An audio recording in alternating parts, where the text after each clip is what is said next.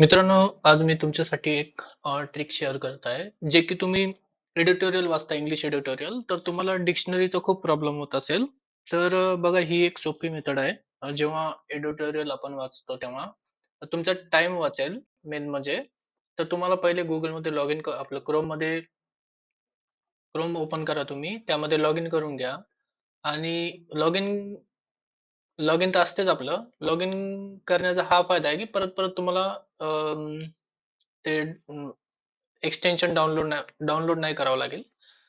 ठीक आहे. तर बघा, तर प्रोसेस काय त्याची. Googleमध्ये आपण लॉग इन केलं. इथे तुम्ही सर्च करा Chrome extension. Okay. Chrome extension म्हणून सर्च करा.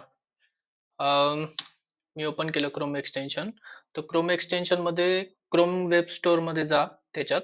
आणि यामध्ये तुम्ही ना, यामध्ये डिक्शनरी, गुगल डिक्शनरी म्हणून सर्च करा. गुगल डिक्शनरी, गुगल डिक्शनरी बघा, ही इथे आलेली आहे गुगल डिक्शनरी.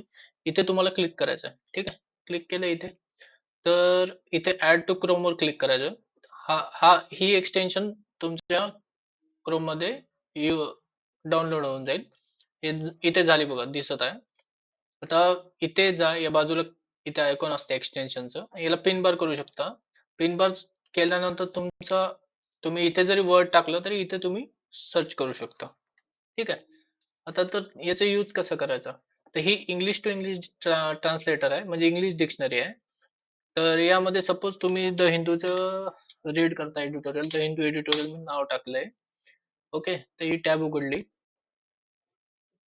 यामध्ये ओपिनियन वर सपोज केलं मी, आणि हे एक एडिटोरियल उघडलंय. सपोज तुम्हाला एक कन्व्हिक्शनचा अर्थ माहित नाही, तर इथे तुम्हाला डबल क्लिक करायचं आहे फक्त. ओके. कन्व्हिक्शनचा अर्थ सांगते, a formal declaration that someone is guilty of a criminal offence. ठीक आहे. तर असं पण तुम्ही याचा यूज करू शकता. तर तुम्ही एडिटोरियल वाचता वाचता तुम्हाला सपोज एखाद्या शब्दाचा तुम्हाला अर्थ नाही समजला, तर तुम्ही काय करता, तुम्ही एक मोबाईलवर आपल्या डिक्शनरी मध्ये सर्च करता.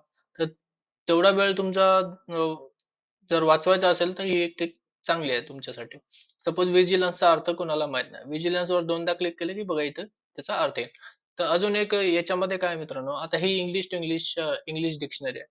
तर तुम्हाला वाटत असेल की अशीच एक मराठी अथवा किंवा हिंदी डिक्शनरी आहे का, तर तुम्ही इथेच क्रोमच्या, एक मिनिट, क्रोमच्या एक्सटेन्शन वर जा. सपोज मी परत जातो इथे क्रोम वेब स्टोअर मध्ये जा आणि इथे सर्च करा हिंदी डिक्शनरी. हिंदी डिक्शनरी, किंवा हे बघा, हे नाव सर्च करा इंग्लिश हिंदी डिक्शनरी. हे एक एक्सटेन्शन आहे मित्रांनो. याच्यावर क्लिक केलं ना, तर बघा असं तुम्हाला दिसेल याचा लोगो. ठीक आहे. याला तुम्ही पहिले तर याला रिमूव्ह करा, कारण दोन दोन वर्क नाही करतील माझ्या मते. ही सपोज मी पहिले आता रिमूव्ह करतो. ठीक आहे. आणि ही ऍड करतो. Add to Chrome, add extension. ही ऍड झाली. पिन बार करू शकता इथे. पिन बार करून ठेवले मी. सपोज पिन बार करण्याचा अर्थ तुम्ही इथं पण सर्च करू शकता. एक मिनिट, बघा इथं सर्च करू शकता. आणि परत आता सपोज मी इथे द हिंदू एडिटोरियल इथे ओपन केलेलंच आहे. आणि आता यामध्येच बघा, आपल्याला सपोज हा कन्व्हिक्शनचा अर्थ बघा, डबल क्लिक केलंय मी मित्रांनो. हा रिफ्रेश करावा लागेल मला. ओके. बघा, अपराधी ठराना, असं तुम्हाला तिथल्या तिथे तुम्हाला वर्डचं मिनिंग तुम्हाला समजेल.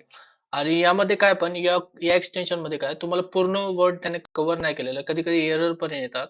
एरर म्हणजे की कधी कधी तुम्हाला मिनिंग देत नाही त्या वर्डचं, त्याला माहित नसेल तर. तर बऱ्यापैकी तर चालतेच आहे, पण एखादं तर थोडंफार तेवढं तुम्हाला ऍडजस्ट करावं लागेल.